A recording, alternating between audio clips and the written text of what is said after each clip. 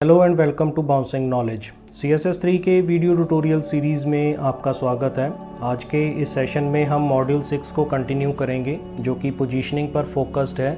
Previous video session में हमने positioning के इंट्रोडक्शन के बारे में डिस्कशन किया था और आज के सेशन में हम रिलेटिव पोजीशनिंग के बारे में डिटेल से जानेंगे कि ये CSS3 में किस तरह से काम करता है।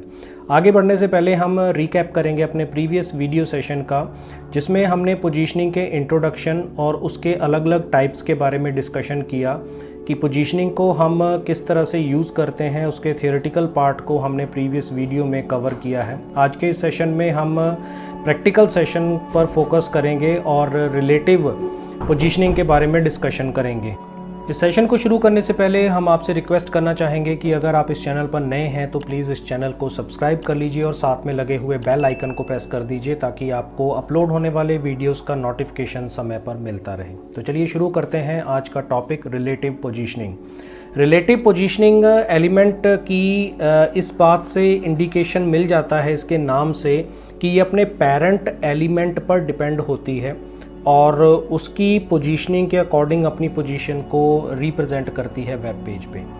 अगर जो पेरेंट एलिमेंट है और उसमें अगर हम कोई चाइल्ड एलिमेंट को इंक्लूड करते हैं तो वो उस एलिमेंट के पेज के अकॉर्डिंग, पूरे पेज के अकॉर्डिंग उसकी डेफिनेशन डिफाइन होती है कि वो कहाँ पर डिस्प्ले होता है। बाय डिफ़ॉल्ट जो रिलेटिव पोजीशनिंग होती है वो लेफ़्ट टॉप कॉर्नर से स्टार्ट होती है।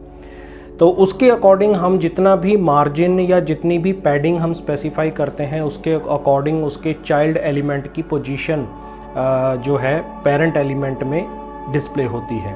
तो बाय डिफ़ॉल्ट अगर हम पोजीशन को रिलेटिव सेटअप कर देते हैं तो वो इस तरह से एक्ट करती है जैसे कि वो स्टैटिक होती है। तो इसको हम एक प्रैक्टिकल सेशन के साथ डिस्कस करेंगे।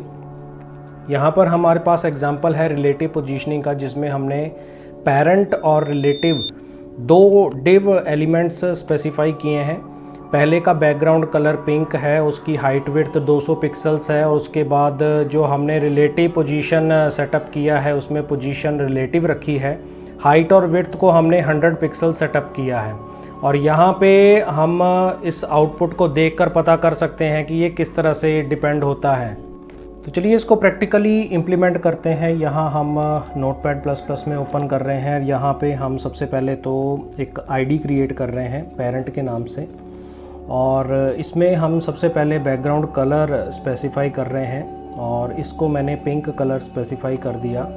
उसके बाद हम हाइट दे रहे हैं, इसमें सपोज़ 200 पिक्सल्स की दे देते हैं, 200 पिक्सल्स की हाइट और विड्थ जो है वो भी हम 200 पिक्सल्स की सेटअप कर देते हैं।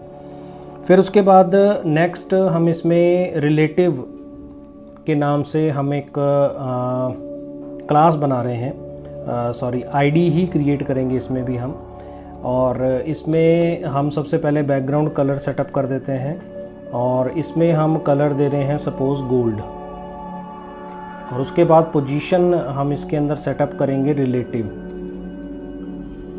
रिलेटिव पोजीशन हमने यहाँ पे सेटअप कर दी और फिर उसके बाद हाइट और विड्थ हम इसके अंदर 100 पिक्सल की कर रहे हैं। हाइट हमने इसके अंदर दिया 100 पिक्सल्स का और विड्थ हम इसके अंदर स्पेसिफाई कर रहे हैं 100 पिक्सल्स का। तो ये हमारा स्टाइल क्रिएट हो गया। अब यहाँ पे हम div टैग को यूज़ करेंगे। div id इक्वल्स टू, यहाँ पे हम पेरेंट को यूज़ कर रहे हैं।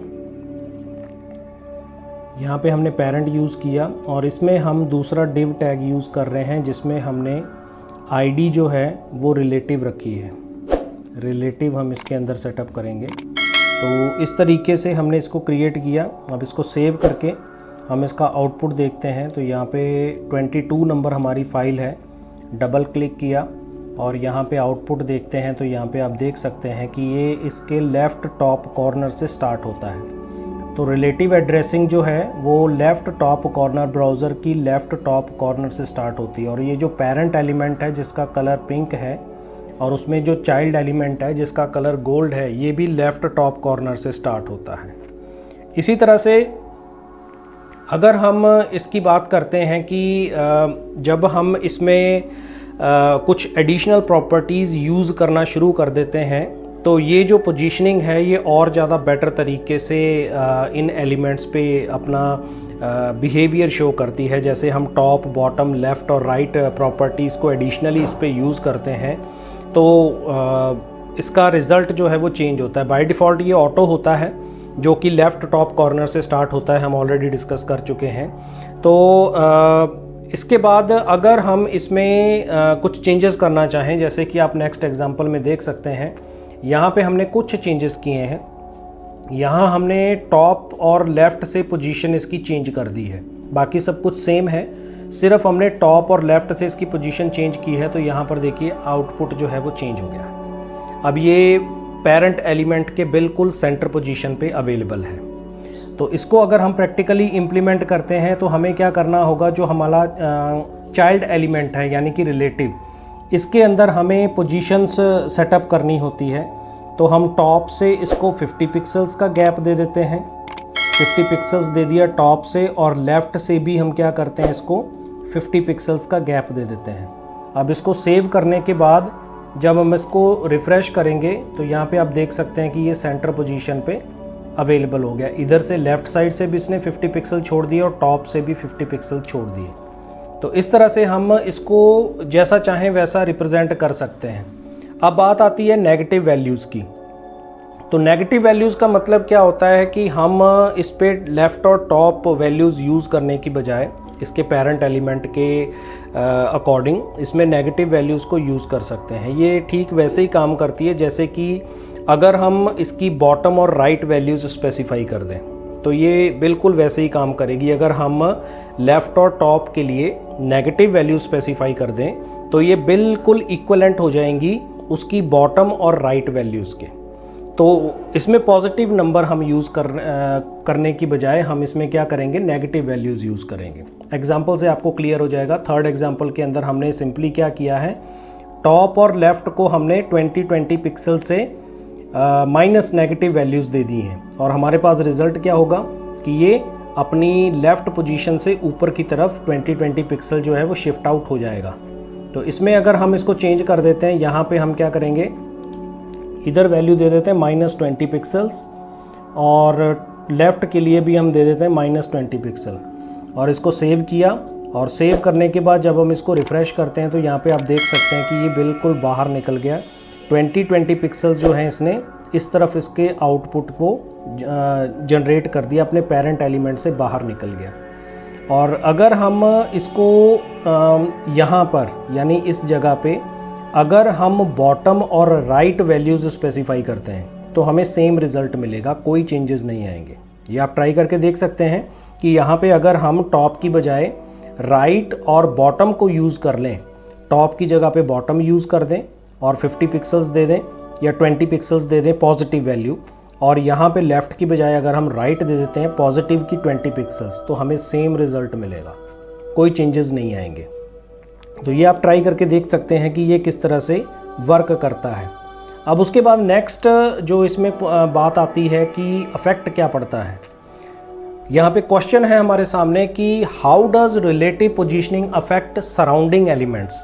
तो ये एक बहुत अच्छा क्वेश्चन है, लेकिन इसका आंसर जो है वो बड़ा ही सिंपल सा है कि इससे कोई फ़र्क नहीं पड़ता। जब एक ब्राउज़र जो है किसी एलिमेंट की रिलेटिव पोजीशनिंग को देखता है तो वो क्या करता है, उसको उसी डायरेक्शन में पुश कर देता है जैसा कि आपने इंस्ट्रक्ट किया है अपने स्टाइल में। चाहे आपने उसकी टॉप या लेफ़्ट प्रॉपर्टी यूज़ की है या फिर बॉटम राइट प्रॉपर्टीज़ को यूज़ किया है, उसके अकॉर्डिंग वो क्या करता है, उसको उस पे वेब पेज पे प्लेस कर देता है। तो जितनी जगह उसको मिलनी चाहिए थी तो वो उतनी जगह ही लेता है, उसके अलावा वो एक्स्ट्रा स्पेस नहीं लेगा। जितनी उसको जगह चाहिए होती है उसके अकॉर्डिंग वो बाकी के एलिमेंट्स को प्लेस करता है। तो इसको भी हम एक एग्जांपल के थ्रू समझते हैं।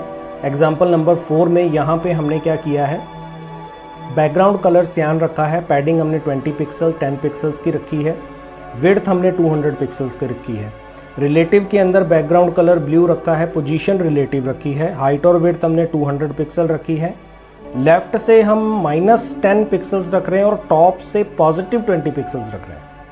और यहाँ पे हमने इनकी वैल्यूज़ को यूज़ किया है। तो चलिए इसको प्रैक्टिकली इम्प्लीमेंट करते हैं। तो यहाँ पे पेरेंट की बजाय हम क्या करते हैं, क्लास बना लेते हैं डॉट बॉक्स के नाम से। बॉक्स के नाम से हमने इसमें क्लास बना ली। बैकग्राउंड कलर हमने पिंक की बजाय इसमें सियान कर देते हैं, हमने सियान कलर दे दिया। और फिर उसके बाद हाइट और विड्थ इसके अंदर हमने रखी हुई है, जैसे कि विड्थ 200 पिक्सल्स रखी हुई है। हाइट भी हम इसमें रख सकते हैं। इसमें पैडिंग हम इसमें ऐड कर देते हैं। तो यहाँ पे मैंने पैडिंग जो है वो ऐड कर दी 20 पिक्सल्स और 10 पिक्सल्स की, ये हम इसके अंदर ऐड कर देते हैं। फिर उसके बाद रिलेटिव जो है ये आईडी ही रखेंगे। इसका कलर हम चेंज कर देते हैं, गोल्ड की बजाय ब्लू कर लेते हैं। ब्लू कलर हमने इसमें कर लिया। और पोजीशन रिलेटिव है, हाइट और विड्थ 200 पिक्सल्स की कर देते हैं। इसमें हम 200 पिक्सल करेंगे दोनों की, हाइट और विड्थ, इसको 200 पिक्सल्स कर दिया। फिर उसके बाद टॉप से हम इसकी पोजीशन जो है पॉजिटिव 20 पिक्सल रख रहे हैं और इसमें जो लेफ़्ट की पोजीशन है नेगेटिव 10 पिक्सल्स रख रहे हैं। और यहाँ पे हमारे पास इसको डिव को चेंज कर लेते हैं, क्योंकि ये पेरेंट में नहीं चलेंगे, डायरेक्ट सीधे डिव चलेगा। इसमें हमने क्लास रखा इक्वल्स टू बॉक्स। उसके बाद दूसरा डिव हमने यूज़ किया इसके अंदर, इसमें हम आईडी स्पेसिफाई कर रहे हैं रिलेटिव आईडी यूज़ कर ली। और फिर उसके बाद तीसरा डिव हम यहाँ पे यूज़ कर रहे हैं, इसमें हम फिर क्लास दे देंगे। क्लास जो है वो बॉक्स रखेंगे हम इसमें। तो ये 3 डिव हमने इसमें यूज़ किए हैं। इसको हम नाम दे देते हैं टॉप, इसको हम नाम दे देते हैं रिलेटिव, और इसको नाम हम दे देते हैं बॉटम। और इसको सेव किया।